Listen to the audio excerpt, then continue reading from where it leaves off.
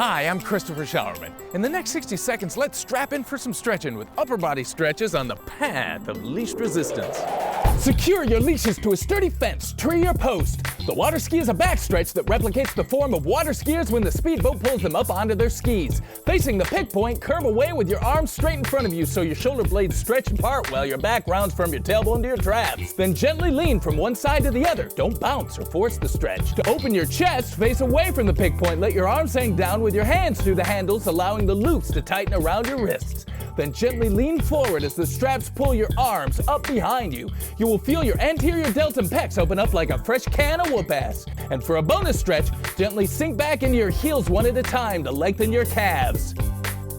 Check your equipment before every workout. Have a training partner spot you, and always leave the gym nicer than you found it. Stretch for flexible pecs, resilient rhomboids, and limber lumbar. Remember, agility is ability on the path of least resistance.